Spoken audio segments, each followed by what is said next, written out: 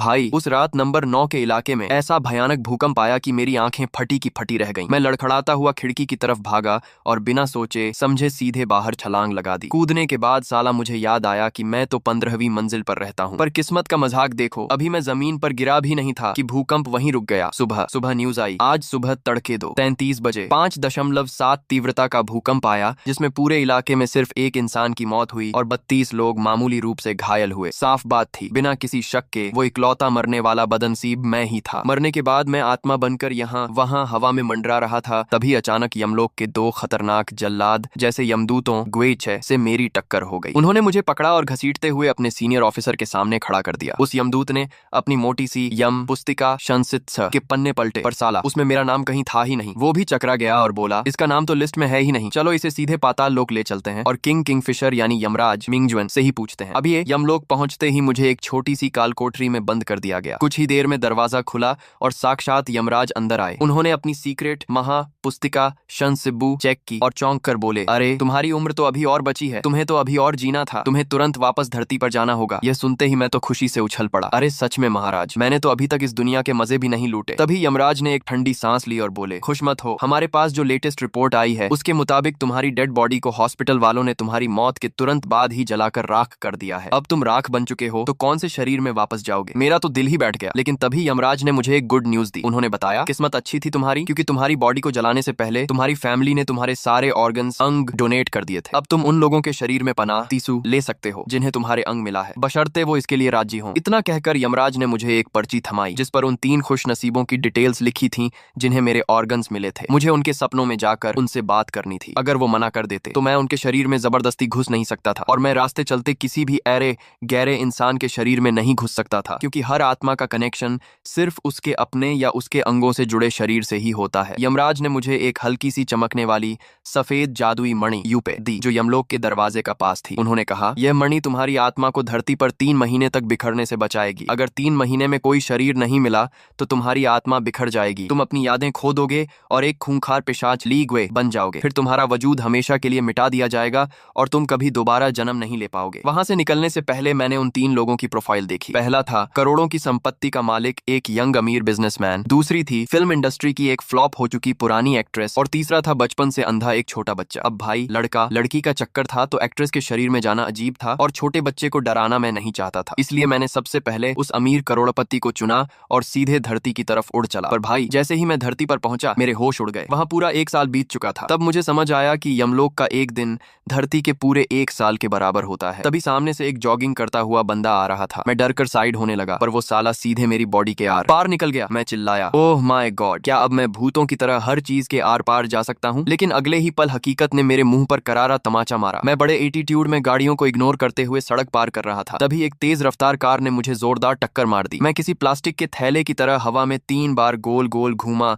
और सीधे जमीन पर आ गिरा, पर उस कार को एक खरोंच तक नहीं आई। तब जाकर मुझे भूतों के नियम समझ आए। मैं सिर्फ एक अदृश्य हवा की तरह था। जो चीजें जिंदा हैं जैसे पेड़ पौधे इंसान जानवर, मैं उनके आर पार जा सकता था, पर जो चीजें बेजान हैं जैसे दीवार कार दरवाजा, मैं उनसे टकरा जाता था। साला फिल्मों में सब झूठ दिखाते हैं। अब मुझे उस अमीर बंदे ये फेंग को ढूंढने शहर जाना था तो मेरे पास कोई जादुई शक्ति नहीं थी। मुझे आम इंसानों की तरह या तो पैदल चलना था या चुपके से किसी बस ट्रेन में सफर करना था। बड़ी मुश्किल से धक्का खाते हुए मैं ये फेंग के आलीशान बंगले के बाहर पहुंचा, पर साला मैं दरवाजे के आर पार नहीं जा सकता था। मजबूरन मैं भिखारी की तरह उसके दरवाजे पर बैठकर उसके ऑफिस से लौटने का इंतजार करने लगा। ये फेंग कोई मामूली आदमी नहीं था। ये लोंगयुए टेक्नोलॉजी ग्रुप का चेयरमैन था जिसकी नेटवर्थ 10 अरब से ज्यादा थी और वो पूरे स्टेट के टॉप यंग बिलियनियर्स की लिस्ट में नंबर 1 पर था। 3 साल पहले उसे किडनी की गंभीर बीमारी यूरेमिया हो गई थी और किस्मत से मेरी किडनी उससे मैच कर गई। मेरी किडनी ट्रांसप्लांट होने के बाद अब वो मज्जे से नॉर्मल लाइफ जी रहा था। बस उसे रोज एंटी रिजेक्शन दवाइयां खानी पड़ती थी। रात के 10-30 बजे आखिरकार ये फेंग घर लौटा। जैसे ही उसने दरवाजा खोला मैं बिल्ली की तरह फुर्ती से उसके पैरों के बीच से घर के अंदर घुस गया। अंदर अंधेरा था। मैं अभी खड़ा ही हुआ था कि अचानक एक बड़ा सा काला साया गुर्राते हुए मेरी तरफ लपका। वो ये फेंग का पालतू कुत्ता आद आई था। ये फेंग नीचे झुककर अपने जूते उतार रहा था और आ दाई उसकी गोद में चढ़कर लाड कर रहा था। पर अचानक आ दाई की नजर मुझ पर पड़ी। उसकी रीढ़ के बाल खड़े हो गए और वो सीधे मेरी तरफ घूरते हुए अंदर ही अंदर गुर्राने लगा। ये फेंग को कुछ समझ नहीं आया। उसने बस प्यार से आ दाई के सिर को सहलाया ताकि वो शांत हो जाए। मैंने भी उस कुत्ते की तरफ देखा और अपनी आत्मा की एनर्जी से उसे इशारा किया कि मैं कोई दुश्मन नहीं हूँ। धीरे धीरे आ दाई की बॉडी रिलैक्स हुई पर उसकी आंखें अभी भी मुझ पर टिकी थीं। मैं जाकर हॉल के सोफे पर बैठ गया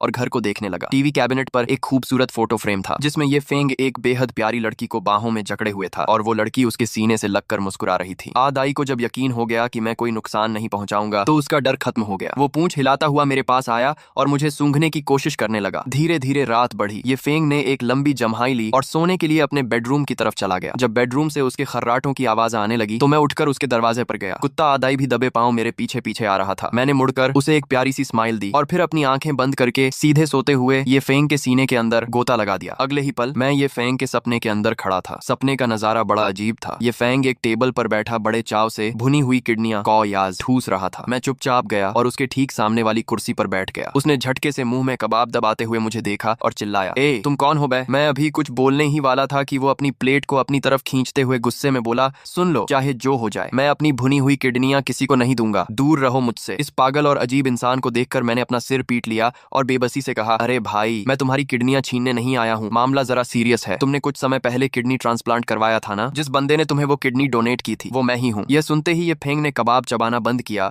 उसकी आंखें गोल हो गईं और वो बोला, क्या? तो तुम अपनी किडनी मुझसे वापस मांगने आए हो? ओहो, मैं समझ गया। तुम मुझे खाता हुआ देखने नहीं आए। तुम साला मेरी ही बॉडी से मेरी किडनी चुराने आए हो। भागो यहाँ से। मैंने चिल्लाकर कहा, अरे ओ भाई, मेरी पूरी बात तो सुन लो पहले। मैं तुम्हारी किडनी छीनने नहीं आ सकता क्योंकि मैं मर चुका हूँ। मैं इस वक्त एक भूत हूँ और तुम्हारी आत्मा से बात करने के लिए तुम्हारे सपने में आया हूँ। भूत? ये फेंग ने राहत की सांस ली और कहा, साले भूत हो तो पहले बताना था ना। मुझे लगा मेरी किडनी खाने आया है। पर याद रखना, भले ही तुम भूत हो, मेरी किडनियों के कबाब को हाथ भी मत लगाना। अरे भाई, किडनियों के अलावा तुम मुझसे दुनिया की कोई भी बात कर लो, सब पर सौदा मंजूर है। ये फेंग ने कबाब चबाते हुए हड़बड़ा कर कहा। उसकी बातें सुनकर मैं समझ गया कि साला इस यूरेमिया किडनी की बीमारी ने इसके दिल में ऐसा डर बिठा दिया है कि इसे हर वक्त बस यही टेंशन रहती है कि कहीं इसकी किडनियां फिर से जवाब न दे दें। मैंने गहरी सांस ली और सीरियस होकर कहा, देखो भाई, मैं यहाँ कोई मजाक करने नहीं आया हूँ। असल में मेरी उम्र अभी बची हुई थी, इसलिए यमदूतों ने मुझे वापस धरती पर भेज दिया। लेकिन दिक्कत यह है कि मेरी असली बॉडी को हॉस्पिटल वालों ने जलाकर राख कर दिया है। अब मेरे पास रहने के लिए कोई शरीर नहीं बचा। क्या मैं तुम्हारे इस शरीर में पनाह दीसू ले सकता हूँ? वैसे भी तुम्हारी इस बॉडी के अंदर मेरी ही तो एक किडनी धड़क रही है। हक तो बनता है मेरा। ये फेंग ने अपनी किडनियों की प्लेट मेरी तरफ बढ़ाई और डरे हुए चेहरे से बोला, भाई एक काम कर, तू मेरी ये भुनी हुई किडनियां ही खा ले। मैंने गुस्से में उसके सिर पर हाथ मारते हुए कहा, साले, मैं तेरी किडनियां क्यों खाऊंगा? तुम्हारा दिमाग खराब है क्या? तुम पागल खाने से भाग कर आए हो क्या? लो, एक कबाब तुम खाओ और इसके बाद मैं तुम्हें खुद वापस पागल खाने छोड़कर आता हूँ। साला हद हो गई। ये अजीब इंसान मुझे ही साइको समझ रहा था। मैंने झुंझलाकर कहा, ओए ओए, तुम इस वक्त अपने सपने के अंदर हो, होश में आओ। क्या तुम जागते में किसी भूत को कबाब खाते देखते हो? पर ये फेंग टस से मस नहीं हुआ। उसने तिरछी नजरों से मुझे देखा और बोला, अरे जाना भाई, तुम भूतों के नाम पर मुझे चूना लगा रहे हो क्या? रात को भूतों वाली कहानियां सुनाकर डरा रहे हो? जब मैंने देखा कि ये गधा सीधे सीधे मेरी बात पर यकीन नहीं कर रहा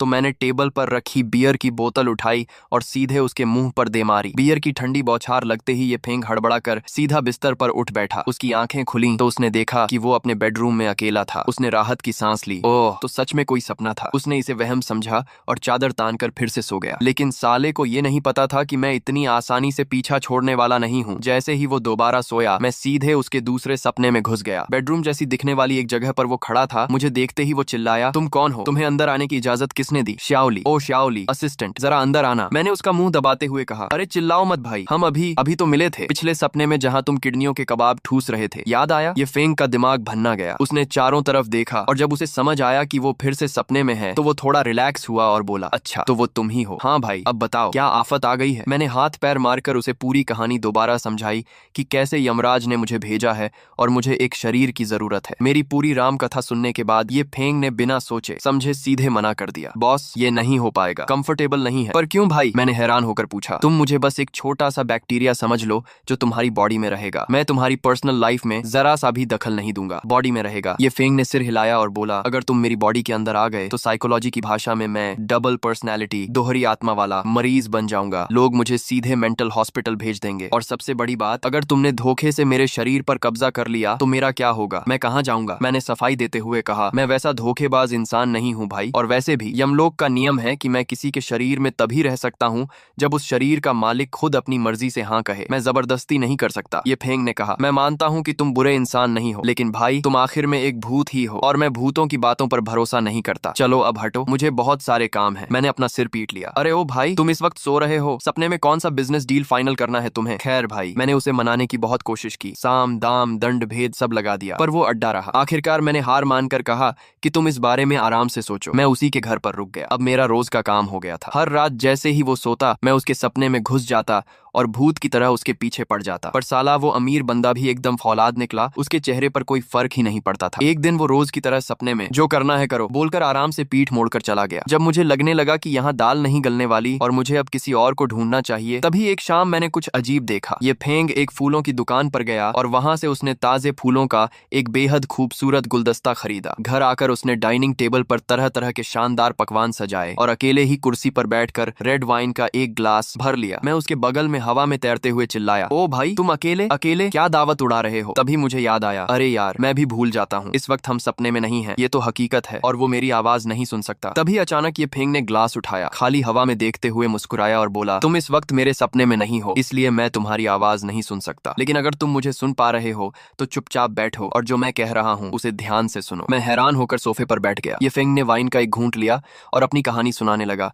तुम्हें पता है, असल में मैं एक अनाथ हूँ। इस शहर के एक छोटे से गांव में सब लोगों के घरों से मांगकर खाना खाकर मैं बड़ा हुआ हूँ। जब मैं 16 साल का था तब मैंने वो गांव छोड़ा और किस्मत आजमाने इस बड़े शहर में आ गया। मैं एहसान मानने वाला इंसान हूँ। जब मेरे पास पैसा आया तो मैंने सबसे पहले अपने उस गरीब गांव में पुल बनवाए, सड़कें ठीक करवाई, बूढ़ों के लिए आश्रम और बच्चों के लिए स्कूल बनवाए। हमारा गाँव भले ही गरीब था पर वहाँ के लोग बहुत सीधे और दिल के साफ हैं। जब 3 साल पहले मैं मौत की कगार पर था तो गाँव का हर एक शख्स अपनी किडनी मुझे देने के लिए तड़प रहा था, पर साला किसी का ब्लड ग्रुप मैच ही नहीं हुआ। उसने अपनी आंखें पोंछी और मेरी तरफ देखते हुए कहा, मैं तुम्हारे बारे में जानता हूँ। पिछले साल जो भूकंप आया था, मैंने न्यूज में तुम्हारी फोटो देखी थी। मुझे अंदाजा नहीं था कि जिस इंसान की वजह से आज मैं जिंदा हूँ और अपने गाँव वालों की मदद कर पा रहा हूँ वो तुम हो। इस जिंदगी के लिए मैं तुम्हारा हाथ जोड़कर शुक्रिया अदा करता हूँ, लेकिन आई एम रियली सॉरी, मैं तुम्हें अपना शरीर नहीं दे सकता क्योंकि मेरी जिंदगी का एक बहुत बड़ा काम अभी अधूरा है। उसने टेबल पर रखे फोटो फ्रेम की तरफ इशारा किया। तुमने इस लड़की को देखा? ये मेरी मंगेतर है, पर वो लापता है। आज उसके गायब होने की ठीक 8वीं एनिवर्सरी बरसी है, जब वो सिर्फ 15 साल की थी। तुमने इस लड़की भारत की तब मेरे साथ इस अनजान शहर में आई थी। हम दोनों ने साथ में मजदूरी की, साथ में पैसे कमाए, साथ में बिजनेस खड़ा किया और फिर साथ मिलकर गांव के लोगों की मदद की। लेकिन जब हमारी शादी होने वाली थी, वो एक बिजनेस डील के सिलसिले में कार से बाहर गई और उसका एक्सीडेंट हो गया। उसकी कार एक गहरी नदी में गिर गई और आज तक उसकी बॉडी या कार का कोई सुराग नहीं मिला। मैं आज भी रोज इस दरवाजे को देखता हूँ कि शायद किसी शाम जब मैं घर लौटूं तो वो यहाँ खाना बनाकर मेरा इंतजार कर रही हो। इसीलिए मैं तुम्हें अपना शरीर नहीं दे सकता भाई। मुझे डर है कि अगर मैंने तुम्हें पनाह दे दी तो जिस दिन मेरी वो पुरानी मोहब्बत वापस लौटेगी, मैं अंदर से वो पुराना और प्योर इंसान नहीं रह जाऊंगा। ये फेंग की ये दर्द भरी दास्तान सुनकर मेरा दिल पसीज गया। मैंने तय कर लिया कि अब मैं इस सच्चे आशिक को और परेशान नहीं करूंगा। मैं चुपचाप अपनी वो जादुई मणि लेकर वापस यमलोक दीफू पहुंच गया। मैंने यमराज मिंगवेन के सामने जाकर गुहार लगाई कि महाराज, जरा अपनी सीक्रेट फाइल्स देखकर बताइए कि ये फेंग की मंगेतर जिंदा भी है या मर चुकी है। यमराज ने अपने कंप्यूटर और शंसिबू को खंगाला और एक ठंडी सांस लेकर बोले, अफसोस, उस लड़की की मौत उसी एक्सीडेंट में 26 साल की उम्र में हो चुकी थी और वो अब तक दूसरा जन्म तौथे जंशी भी ले चुकी है। और सुनो, ये फेंग की किस्मत में भी अब सिर्फ 10 साल की जिंदगी और बची है। मेरी मानो तो तुम किसी दूसरे इंसान का शरीर ढूंढ लो। जब मैं ये दुखद खबर लेकर वापस ये फेंग के घर पहुंचा तो मुझे बंगले के बाहर एक अजीब नजारा दिखा। ये फेंग की पर्सनल फीमेल सेक्रेटरी महिला सचिव दबे पाम उसके घर से बाहर निकल रही थी। मैं हवा में तैरता हुआ उसके पीछे गया तो वो फोन पर किसी से फुसफुसाकर बात कर रही थी। उसने फोन पर कहा, हाँ, काम हो गया है। मैंने चालाकी से ये फेंग की वो एंटी रिजेक्शन वाली असली दवाइयां हटाकर उसकी जगह नकली दवाइयां रख दी हैं। ये सुनते ही मेरा खून खौल उठा। साले गद्दार लोग इस भले आदमी की जान लेने पर तुले थे। रात को जब ये फेंग थका हारा घर लौटा तो जैसे ही उसने दरवाजे का लॉक खोला, उसे शायद मेरी आत्मा की मौजूदगी का एहसास हुआ। उसके हाथ हवा में ही रुक गए। उसने मुड़कर ठीक उसी जगह देखा जहां मैं खड़ा था, पर वो कुछ देख नहीं पाया और अंदर चला गया। रात को जब वो गहरी नींद में सोया तो मैं बिना देर किए उसके सपने के अंदर दाखिल हो गया। सपना एक घने कोहरे से घिरा हुआ था। मुझे देखते ही ये फेंग बिल्कुल नहीं चौंका, बल्कि उसने शांति से पूछा, तुम कुछ दिनों से गायब थे, कहाँ चले गए थे? उसे क्या पता कि साला वो मुझे महसूस भी कर सकता था। मैंने सीरियस होकर कहा, मैं तुम्हारे लिए ही यमलोक गया था, तुम्हारी मंगेतर का पता लगाने। ये सुनते ही ये फेंग का चेहरा एकदम पीला पड़ गया। उसकी सांसें अटक गईं। बताओ, इतने साल हो गए हैं, मैं अंदर से हर सच का सामना करने के लिए तैयार हूँ। मैंने डूबती आवाज में कहा, वो अब इस दुनिया में नहीं है, उसी एक्सीडेंट में उसकी मौत हो गई थी और यमराज ने बताया कि उसने अब तक दूसरा जन्म भी ले लिया है। भले ही ये फेंग खुद को मजबूत दिखा रहा था, पर इस कड़वे सच को सुनते ही उसके पैर कांपने लगे। वो सीधे घुटनों के बल जमीन पर बैठ गया और अपने दोनों हाथों से चेहरा ढककर पागलों की तरह फूट फूट कर रोने लगा। इतने बड़े अरबपति को एक बच्चे की तरह टूटते देखना बहुत दर्दनाक था। मैंने उसके कंधे पर हाथ रखा सपने में और कहा, एक और बात, यमराज ने तुम्हारे लिए एक मैसेज भेजा है। जो किस्मत में लिखा है वो मिलकर रहेगा, और जो किस्मत में नहीं है उसके लिए जबरदस्ती मत करो। अब वो किसी और रूप में इस दुनिया में है, उससे मिलना है या नहीं, ये फैसला पूरी तरह तुम्हारा है। यह सुनते ही ये फेंग की आंखें खुल गईं। वो बिस्तर पर उठ बैठा। उसका पूरा तकिया आंसुओं से भीग चुका था। अगली सुबह ये फेंग का चेहरा एकदम गंभीर था। वो सुबह ही बिना किसी से कुछ कहे घर से निकल गया। इस बार मैं उसके पीछे नहीं गया क्योंकि मैं उसे थोड़ा स्पेस देना चाहता था। रात को जब वो लौटा तो उसका चेहरा एकदम शांत और सुकून से भरा हुआ था, मानो उसने अपने दिल का सबसे बड़ा बोझ उतार दिया हो। जैसे ही वो सोया, मैं आखिरी बार उसके सपने में गया। मैंने पूछा, तो आज तुम उससे मिलाए? उसने मुस्कुराकर सिर हिलाया। हाँ, देख आया उसे। अब मेरे दिल का बोझ हल्का हो गया है। सुनो भाई, अब तुम चाहो तो मेरे इस शरीर में खुशी खुशी रह सकते हो, मुझे कोई एतराज नहीं है। मैंने हंसते हुए कहा, अब छोड़ो भाई, मैंने अपना इरादा बदल दिया है। मैं अब किसी और का शरीर ढूंढ लूंगा। तुम इस शहर के सबसे अमीर और भले आदमी हो, तुम ऐसे ही दुनिया की मदद करते रहो और चमकते रहो। हाँ, पर जाते जाते एक जरूरी बात सुन लो। तुम्हारी वो सेक्रेटरी धोखेबाज है। उसने तुम्हारी वो किडनी वाली असली दवाइयों को नकली दवाओं से बदल दिया है। ये फेंग की आंखों में एक ठंडी चमक आई। उसने कहा, मुझे अंदाजा था। थैंक यू भाई, अब मैं इसे अपने तरीके से हैंडल कर लूंगा। अगली सुबह सूरज निकलते ही मैं ये फेंग का घर छोड़कर हमेशा के लिए निकल गया। सच बताऊं भाई, तो ये दोबारा जिंदा होने का प्रोसेस साला बहुत सिरदर्दी वाला काम है। अब लिस्ट में सिर्फ 2 ही लोग बचे थे, वो फ्लॉप फिल्म एक्ट्रेस और वो अंधा बच्चा। बच्चे के शरीर में जाना ठीक नहीं था क्योंकि वो छोटा था और भूत को देखकर डर जाता। अब बची वो एक्ट्रेस लियू रुयान। लड़का होकर लड़की की बॉडी में जाना थोड़ा अजीब और शर्मनाक था, पर क्या करें भाई, मरता क्या ना करता। चलो, थोड़ा अतरंगी एक्सपीरियंस ही सही। मैंने उसकी प्रोफाइल चेक की। लियू रुयान एक जानी मानी फिल्म एक्ट्रेस थी, पर एक फिल्म की शूटिंग के दौरान हुए भयानक एक्सीडेंट में उसकी आंख का कॉर्निया डैमेज हो गया, जिससे उसकी एक आंख की रोशनी हमेशा के लिए चली गई। इसके बाद उसकी फिल्म कंपनी ने उसे कबाड़ की तरह साइडलाइन ब्लैकलिस्ट कर दिया। हार मानकर उसने अपना एक छोटा सा स्टूडियो खोला और आजकल वो इंटरनेट पर फिशिंग, मछली कमता पकड़ने का लाइव स्ट्रीम करती थी। मैं उड़ते उड़ते लियू रुयान के आलीशान फ्लैट पर पहुंचा। ठीक उसी वक्त लियू रुयान भी घर लौटी थी। उसने अपनी काम वाली आंटी वांग को हाय बोला और सीधे सीढ़ियों से ऊपर अपने बेडरूम की तरफ चली गई। लियू रुयान जैसे ही अपने बेडरूम के अंदर घुसी, मैं भी भूतों की तरह सीधे बंद दरवाजे के आर पार निकलकर अंदर पहुंच गया। पर भाई, अंदर घुसते ही मेरी आंखें फटी की फटी रह गईं। मैंने बेडरूम में कुछ ऐसा देख लिया जो मुझे बिल्कुल नहीं देखना चाहिए था, और तभी लियू रुयान कपड़े बदलते हुए सीधे बाथरूम की तरफ बढ़ने लगी।